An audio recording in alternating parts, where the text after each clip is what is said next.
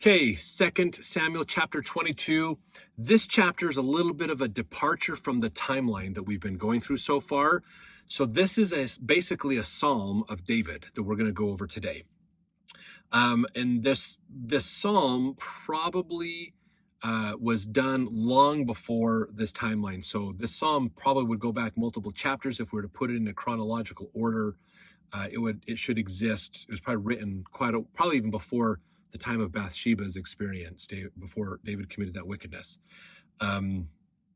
Possibly. This is actually, a lot of scholars say that this chapter and Psalms 18 are really similar. And so there's a good chance they were written close together or around the same time. Maybe they're just both from the same original psalm, but they were translated a little differently. And so they just eventually became two chapters, but it's technically all from the same original source. We don't know for sure, but pretty interesting. All right, so let's go through this basically. David, this is verse 1. David spake unto the Lord the words of this song in the day that the Lord had delivered him out of the hand of all his enemies and out of the hand of Saul. So that gives us some insight there. He's been delivered out of the hand of Saul. So Saul is pursuing him, and maybe this is when Saul has died, basically. So David hasn't become the king yet when this is written. He is appointed as the king, but it hasn't taken over to be the king of Israel yet. So most likely this is before Bathsheba and all that, when David was still in somewhat of a more righteous state of mind and doing things right. Verse 2, and he said, the Lord is my rock and my fortress and my deliverer. The God of my rock, in him will I trust. He is my shield and the horn of my salvation, my high tower and my refuge, my Savior. Thou savest me from violence. I will call on the Lord, who is worthy to be praised, and so shall I be saved from mine enemies. When the waves of death compassed me, the floods of ungodly men made me afraid. The sorrows of hell compassed me about, the snares of death prevented me. In my distress I called upon the Lord and cried to my God, and he did hear my voice out of his temple, and my cry did enter into his ears.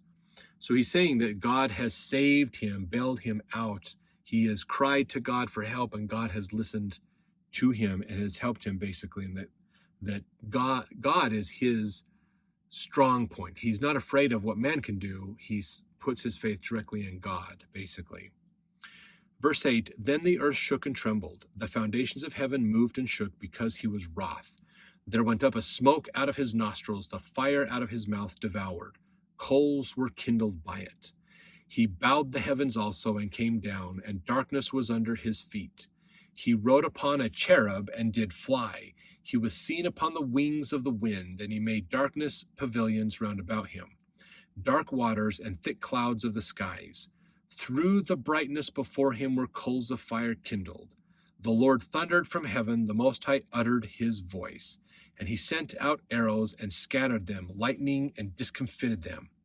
On the channels of the sea appeared, the foundations of the world were discovered at the rebuking of the Lord, at the blast of the breath of his nostrils.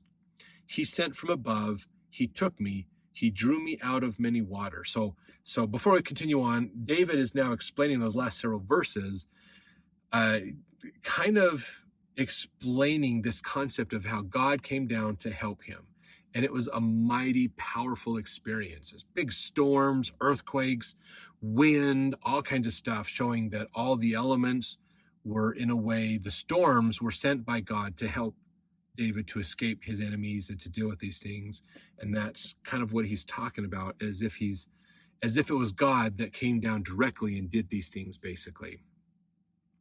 And then he's talking about from verse 17 on for several verses how God saved him and rescued him. Verse 18, he delivered me from my strong enemy and from them that hated me, for they were too strong for me. They prevented me in the day of my calamity, but the Lord was my stay. He brought me forth also into a large place. He delivered me because he delighted in me. So he brought him into a place that was very big, very spacious. So he was safer there. Verse 21, the Lord rewarded me according to my righteousness. According to the cleanness of my hands hath he recompensed me. So these next few verses are getting into what we would affectionately call karma. What goes around comes around. And so David is saying, the Lord blessed me when I did what's right. Verse 22, for I have kept the ways of the Lord and have not wickedly departed from my God. For all his judgments were before me, and as for his statutes, I did not depart from them. I was also upright before him and have kept myself from mine iniquity. Therefore the Lord hath recompensed me according to my righteousness, according to my cleanness in his eyesight. With the merciful thou wilt show thyself merciful, and with the upright man thou wilt show thyself upright. With the pure thou wilt show thyself pure, and with the froward thou wilt show thyself unsavory. And the afflicted people thou wilt save, but mine eyes are upon the haughty, that thou mayest bring them down. So that's, again, karma happens, and God is recompensing people as per how they're treating others. That whole do unto others as you'd have them do unto you there, basically. Verse 29 is kind of showing how God is guiding him, basically, these next few verses. For thou art my lamp, O Lord, and the Lord will lighten my darkness. Now this is, you either hold up a lamp as you walk. They didn't have flashlights and things back then, electricity. So you'd have a candle lit and you would either carry the candle or you'd have it in a lamp with oil, and you would carry it with you, sometimes on a stick, to carry it ahead of you to light in front of you, not just right around you. But that's how they would see. You are my lamp to light my way, to guide me and help me. Verse 30, for by thee I have run through a troop, and by my God have I leaped over a wall. As for God, his way is perfect. The word of the Lord is tried. He is a buckler to all them that trust in him.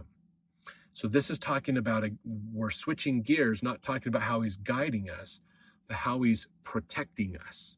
So a buckler is a large round shield that was very commonly used, basically. So verse 32, for who is God save the Lord? Who is a rock save our God?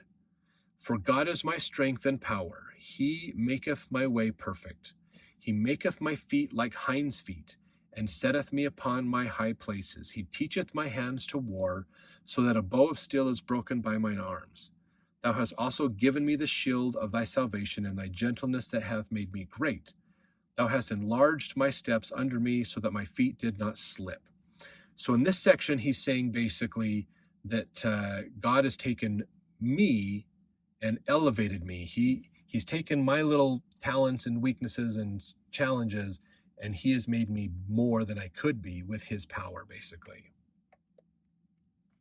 So verse 38, I have pursued mine enemies and destroyed them, and turned not again until I had consumed them. And I have consumed them and wounded them, that they could not arise, yea, they are fallen under my feet. For thou hast girded me with strength to battle, them that rose up against me hast thou subdued under me. Thou hast also given me the necks of mine enemies, that I might destroy them that hate me. They looked, but there was none to save, even unto the Lord, but he answered them not. Then did I beat them as small as the dust of the earth. I did stamp them as the mire of the street, and did spread them abroad. So how he has taken this enhancement that God has given and has been able to accomplish things of destroying his enemies, basically. So verse 44, thou also hast delivered me from the strivings of my people. Thou hast kept me to be head of the brethren, of the heathen, a people which I knew not shall serve me. Strangers shall submit themselves unto me. As soon as they hear, they shall be obedient unto me. Strangers shall fade away. They shall be afraid out of their close places. So he's mentioning how people are willing to follow David because of what God has done to make David, kind of enhance David and do these things, use his power to build up David and protect him. That people are, when they hear the stories of David, they're willing to follow David. Verse 47, the Lord liveth, and blessed be my rock, and exalted be the God of the rock of my salvation. It is God that avengeth me, and that bringeth down the people under me, and that bringeth me forth from mine enemies.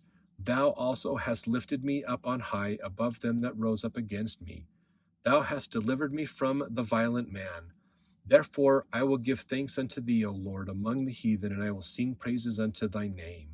He is the tower of salvation for his king, and showeth mercy to his anointed, unto David, and to his seed forevermore. So this is definitely a different kind of psalm than the other ones that David ends up writing that talks about the sorrows of him dealing with the sins that he has committed. But he's talking about how God is helping him out. So, the thing I like about these psalms is it gives us an understanding that David's a bit of a creative guy as well, not just a leader, but creative, and that's cool. That he writes these songs. He's got a creative side to him as well with this. So it's kind of cool.